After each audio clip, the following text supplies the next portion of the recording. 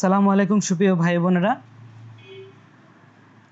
আমি আছি মোহাম্মদুল্লাহ সিরাজি ফাহিম তোমাদের সাথে। আশা করি সবাই ভালো এবং সুস্থ আছো। পূর্ববর্তী লেকচারের ধারাবাহিকতায় আজ আমরা আলোচনা করব উচ্চতর গণিত প্রথম পত্রের নবম অধ্যায় অন্তরীকরণ নিয়ে। চলো শুরু করা যাক। পূর্ববর্তী লেকচারে আমরা অব্যক্ত ফাংশনের অন্তরজ কিভাবে নির্ণয় করে তার প্যাটার্ন এবং পদ্ধতির সাথে একটা উদাহরণ আমরা সলভ করেছিলাম। আজ আমরা এরই ধারাবাহিকতায় আরও কিছু প্রবলেম সলভ করব অব্যক্ত ফাংশনের অন্তরজ নিয়ে, ঠিক আছে?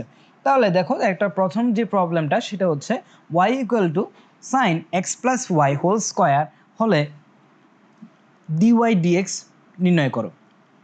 খেয়াল করো, তাহলে প্রথমে আমাদের কাজ হচ্ছে কি, এই ফাংশনটা যে অব্যক্ত সেটা নিজেদের মধ্যে রিয়েলাইজ করতে পারা। কীরকম দেখো, আমাদের যে ফাংশনটা দেওয়া আছে সেটা হচ্ছে y = sin x + y whole square. তাহলে আমরা অব্যক্ত ফাংশন বলতে কি বলছিলাম? অব্যক্ত ফাংশন বলতে বলছিলাম আমরা যে এমন একটা ফাংশন যেটা হচ্ছে ধরলাম f(x, y) = 0, এরকম একটা ফাংশন দেওয়া আছে, যেটা এইটাকে যদি আমরা y = f(x) অথবা x = f(y) এভাবে যদি আমরা প্রকাশ করতে না পারি, ঠিক আছে, এইভাবে যদি আমরা প্রকাশ করতে না পারি তাহলে ওই ফাংশনটাকে বলা হচ্ছে অব্যক্ত ফাংশন।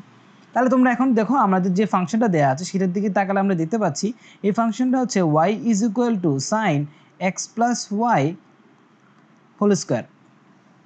কেউ এখানে প্রশ্ন করতে পারো, ভাইয়া এখানে কিন্তু যে ফাংশনটা দেওয়া আছে সেটাকে y আকারে লেখা আছে, অর্থাৎ y = আকারে লেখা আছে, যেটা আমরা পূর্ববর্তী স্লাইডে অর্থাৎ পূর্ববর্তী লেকচারে বলেছিলাম। এই ফাংশনটাকে y = সামথিং আকারে লেখা যাবে না। খেয়াল করো, তোমরা এখানে একটা বিষয় তোমাদের ক্ষেত্রে ঘাটতি রয়ে যাবে বলে আমি মনে করেছি, এই জন্য আমি আবার বলছি। আমরা সেটা হচ্ছে কি, আমরা বলেছিলাম y = f(x) আকারে প্রকাশ করা যাবে না। f(x) বলতে কি বোঝাচ্ছি, এখানে এটা হচ্ছে কি x এর একটা ফাংশন আকারে আমরা প্রকাশ করতে পারবো না। খেয়াল করো, x এর ফাংশন বলতে বোঝানো হচ্ছে যে এখানে যে টার্মগুলো আসবে f(x) হিসেবে সেগুলো সবগুলো x আসার কথা না, x যুক্ত সাথে কনস্ট্যান্ট থাকতে পারে, কিন্তু এখানে কখনো y যুক্ত কোনো টার্ম আসা যাবে না, ঠিক আছে? অর্থাৎ কিন্তু আমরা যে ফাংশনটা দেখতে পাচ্ছি এই ফাংশনটাতে কিন্তু দেখছি যে সাইনের ভিতরে যে অ্যাঙ্গেল আছে সেখানে x + y আছে, এখানে একটা y টার্ম আছে। তার মানে এটাকে আসলে y = আকারে আসলে প্রকাশ করা হয়নি, অর্থাৎ y = সামথিং, অর্থাৎ y = f(x) আকারে কিন্তু প্রকাশ করা সম্ভব হয়নি। তার মানে আমরা বলতে পারছি যে যে ফাংশনটা এখানে দেয়া আছে সেটা আসলে কি একটা অব্যক্ত, অর্থাৎ ইমপ্লিসিট ফাংশন। একটু তো তাহলে তারা কারো কোনো কনফিউশন নেই। তাহলে আমরা ম্যাথটার দিকে আগাই। তাহলে আমাদের প্রথম প্যাটার্নের প্রথম কি ছিল, সেটা হচ্ছে যে ফাংশনটা দেয়া আছে সেটা কি দেখতে পাচ্ছি, ফাংশনটা হচ্ছে y = sin x + y whole square. এখন তাহলে আমাদের প্রথম কাজ কি? আমাদের প্রথম কাজ হচ্ছে যে ফাংশনটা দেয়া আছে সেটা লেখা, ঠিক আছে? তাহলে প্রথমে ফাংশনটা লিখছি y = sin of x + y whole square, ঠিক আছে? এখন আমরা কি করব, যে সমীকরণটা আছে অর্থাৎ যে সমীকরণটা দেখতে পাচ্ছি সেটার উভয় পক্ষে আমরা কি করব, x এর সাপেক্ষে ডিফারেন্সিয়েট করব। কারণ আমাদের কি বের করতে হবে, চূড়ান্তভাবে আমাদেরকে dy dx বের করতে হবে।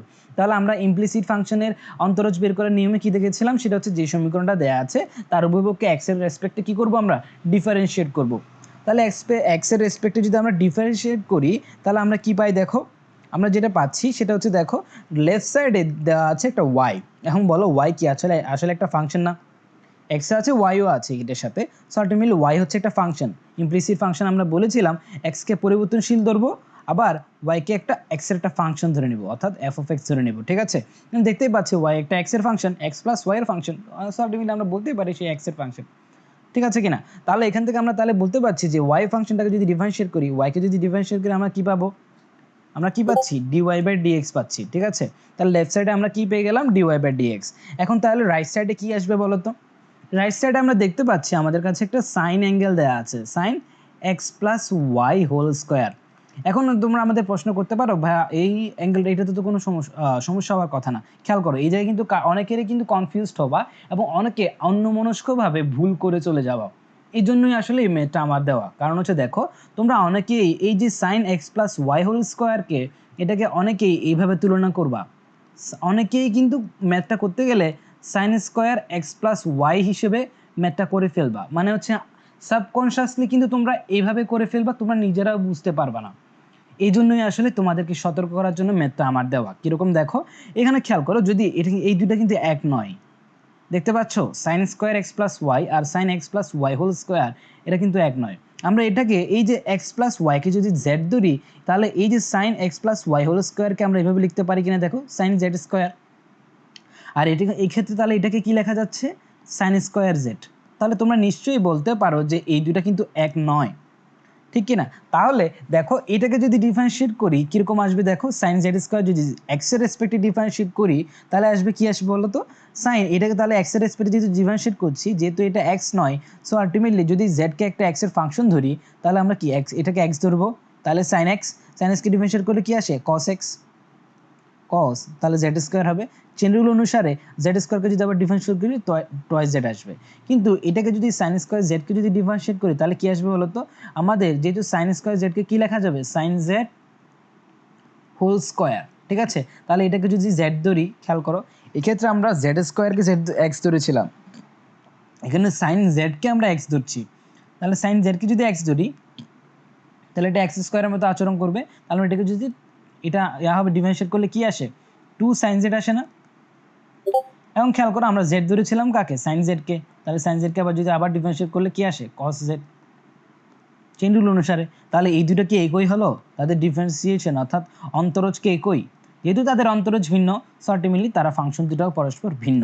বুঝতে পেরেছি? তাহলে আশা করছি এই জায়গায় কখনো কারো কোনো কনফিউশন কিংবা কখনো সাবকনশিয়াস মাইন্ডে কখনো ভুল আমি আশা করছি আর হবে না, ঠিক আছে? তাহলে এবার তাহলে আমরা প্রবলেমটার দিকে আগাই। তাহলে সাইন দেখতে পাচ্ছি, সাইন কি আছে, sine x plus y whole square আছে। সো আলটিমেটলি যেহেতু এই যে আমরা কি করবো, এক্স প্লাস ওয়াইকে যদি আমরা জেড ধরি, সো আলটিমেটলি এটাকে যদি কি হচ্ছে একটা sine x square, sine z square একটা হচ্ছে, সাইন জেড স্কোয়ারকে তাহলে যে আমরা ডিফারেন্সিয়েট করলে কি আসে, কস জেড স্কোয়ার, কস জেড স্কোয়ার আসলো। কিন্তু এখন দেখো এটা তো জেড ছিল না, এটা ছিল x plus y, so x plus ওয়াইকে আবার ডিফারেন্সিয়েট করতে হবে।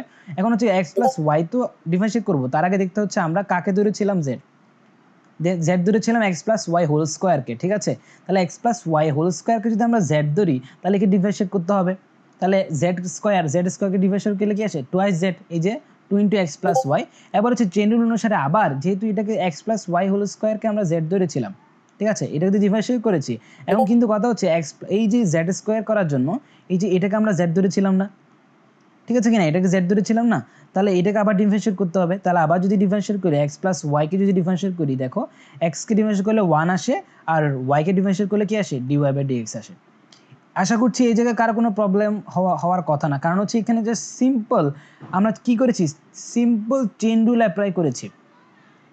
খেয়াল করে এখানে কিন্তু দুবার চেইন রুল অ্যাপ্লাই হয়েছে, কারণ হচ্ছে প্রথমে এক্স প্লাস ওয়াই হোল স্কোয়ারকে আমরা জেড ধরেছি, এর পরবর্তীতে এটাকে যখন ডিফারেন্সিয়েট করছি আবার এক্স প্লাস ওয়াইকে জেড ধরা লাগছে, আবার তখন শেষ পর্যায়ে অবশেষে এক্স প্লাস ওয়াইকে আমরা ডিফারেন্সিয়েট করছি, ঠিক আছে? তাহলে এখানে চেইন রুল অ্যাপ্লাই করা হয়ে গেল। তাহলে এখন দেখো যদি চেইন রুল এখানে অ্যাপ্লাই হয়ে যায় তাহলে এখন আমাকে তোমরা বলো, দেখতে পাচ্ছি যে ফাংশনটা রাইট সাইডে আছে সেটা হচ্ছে কি, সামথিং ধরলাম এই যে পুরোটাকে আমরা যদি এ ধরি, এ প্লাস এ ইন্টু 1 প্লাস dy/dx আকারে আছে না, তাহলে এটাকে আমরা এইভাবে লিখতে পারি কিনা, এ প্লাস এ ইন্টু dy/dx। কারণ এইভাবে লেখার কারণ কি, কারণ হচ্ছে আমাকে dy/dxকে আলাদা করে নিতে হবে, বুঝতে পারলাম? এই জন্যই আমরা আসলে এটা কি করেছি, ভেঙে লিখেছি। তো সেমভাবে এই জায়গায় আমরা এটাকে ভেঙে লিখব, কারণ দেখো আমাকে dy/dxকে আলাদা করে নিতে হবে, ঠিক আছে? এই জায়গা থেকে dy/dxকে আলাদা করে নিতে হবে। সো আলটিমেটলি এই পুরো রাশিটাকে যদি এ ধরি, এই রাশিটা দ্বারা কি করতে হবে, এই ব্র্যাকেটের ভেতরের অংশটাকে গুণ করে দিতে হবে। তাহলে গুণ করলে আমরা কি পাচ্ছি দেখো, একবার এই যে পুরো এ অংশটা পাবো, আবার প্লাস গুণাকারে dy/dx এর সাথে এটা গুণাকারে পাবো। বুঝতে পেরেছি? তাহলে একটু যদি তোমরা বুঝে থাকো তাহলে আমরা আসি পরবর্তী অংশটা, অর্থাৎ পরবর্তী লাইনে। তাহলে পরবর্তী লাইনে আমরা কি পাচ্ছি দেখো, এই যে পুরো লাইনটা একবার পেয়েছি, এই যে পুরো লাইনটা, এরপর হচ্ছে কি গুণ আকারে আবার এই যে dy/dx এর সাথে গুণ আকারে আবার পুরো লাইনটা পেয়েছি, দেখতে পাচ্ছ? আশা করছি এই জায়গায় কারো কোনো কনফিউশন আসে নাই, অর্থাৎ আসার কথা না। তারপর হচ্ছে তাহলে পরবর্তী লাইনের দিকে আমরা চলে আসি, জাস্ট নর্মাল, ঠিক আছে? তাহলে দ্বিতীয় লাইনে এখন যদি আমরা কি করব দেখো, এই জায়গায় আমরা দেখতে পাচ্ছি সমীকরণের লেফট সাইডে কি আছে, dy/dx আছে, এবং আরেকটা রাশিমালা দিচ্ছি রাইট সাইডে dy/dx যুক্ত।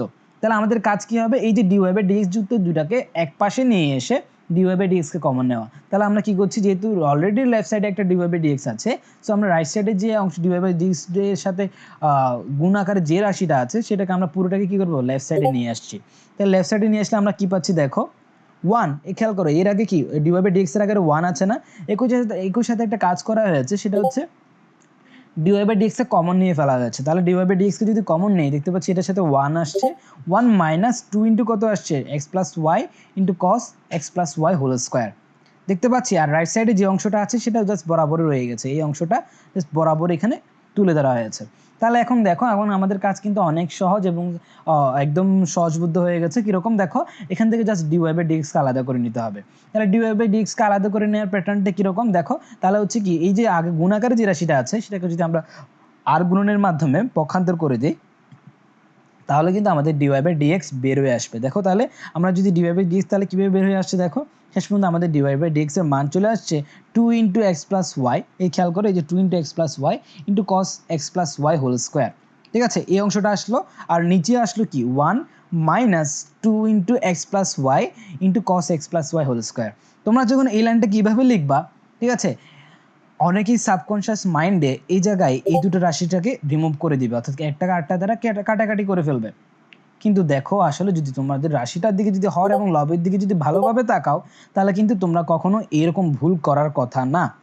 কেন দেখো, কারণ হচ্ছে উপরে দেখতে পাচ্ছি আমি গুণ আকারে আছে 2 into x plus y into cos x plus y whole square, কিন্তু নিচে আছে 1 minus 2 into x plus y into cos x plus y whole square. So ultimately এই দুটো কখনো একটা আরেকটাকে কি করা যায় না, আমরা রিমুভ করতে পারবো না, কাটাকাটি করতে পারবো না। বুঝতে পারছি? এই জায়গায় তাহলে আরেকটা আমাদের কি রয়ে গেল, একটা ফাটল রয়ে গেল। এই ফাটলটা থেকে তো আমাদের নিজেদেরকে বাঁচাতে হবে। আর একটা ফাটল ছিল এই জায়গায়, আরেকটা ফাটল রয়ে গেছে এই জায়গায়। আশা করছি এই দুটো জায়গায় তোমরা সবসময় কেয়ারফুল থাকবা, এবং যাতে করে তোমার ম্যাথটা ভুল না যায়। বুঝতে পারলাম? তাহলে একটু যদি তোমরা বুঝে থাকো, তাহলে আমরা পরবর্তী লাইনে চলে আসি। পরবর্তী লাইনটা একদম ইজি। তাহলে আসো দেখো, সেটা হচ্ছে এরকম যে আমরা দেখতে পাচ্ছি এখানে cos x plus y whole square আছে। আমরা যে ফাংশনটা দেওয়া আছে সেটা হচ্ছে y equal to sine x plus y whole square. ঠিক আছে, আমরা জাস্ট নর্মালি, তোমরা চাইলে এই জায়গায়ও তোমরা তোমাদের আনসারটা লিখে দিতে পারো যে এইটুকু হচ্ছে, এটাই হচ্ছে আনসার। কারণ হচ্ছে আমরা দেখতে পাচ্ছি আমরা dy/dx লিখে ফেলেছি, এটাই হচ্ছে আমাদের dy/dx, ঠিক কি না? কিন্তু আমরা জাস্ট এখানে জাস্ট একটু সিম্পলিফিকেশন অথবা মডিফিকেশন কিংবা একটু জাস্ট দেখতে সুন্দর লাগার জন্য আমরা কসটাকে কি করেছি, আমরা একটা জাস্ট নর্মাল শতসিদ্ধ, যেটা নিশ্চয়ই জানো, sign square x plus cos square x is equal to 1, এই শতসিদ্ধটা ব্যবহার করে কসকে আমরা কি করেছি, সাইনে কনভার্ট করেছি, উপরে এবং নিচে দুটোর ক্ষেত্রেই। ঠিক আছে, সাইনে কনভার্ট করে কি করেছি, এই যে সাইনের ভ্যালু আমরা জানি কি, sine x plus y whole স্কোয়ারের ভ্যালু হচ্ছে ওয়াই। এখানে এই জায়গায় আমরা কি করব, ওয়াইটাকে ইনপুট দিব, অর্থাৎ sine square x plus y whole স্কোয়ারের ভ্যালুটাকে আমরা এখানে বসিয়ে দেবো। তাহলে শেষ পর্যন্ত আমরা কি পাচ্ছি, 2 into x plus y into root over কি 1 minus y square divided by 1 minus 2 into x plus y into root over কি 1 মাইনাস ওয়াই স্কোয়ার। ঠিক আছে, আশা করছি তাহলে একটু তোমরা বুঝতে পেরেছো ম্যাথটা, এবং ম্যাথটা যে কতটা গুরুত্বপূর্ণ সেটার জন্য আসলে দুই জায়গায় খুব ভালোভাবে তোমাদেরকে আমি আঙুল দিয়ে দেখিয়ে দিয়েছি। ঠিক আছে, এই জায়গায় আর এই জায়গায়। ঠিক আছে, আশা করছি ম্যাথটা তোমরা বুঝতে পেরেছো। আজ তাহলে এই পর্যন্তই। পরবর্তী লেকচার দেখার জন্য আমন্ত্রণ রইল। ধন্যবাদ।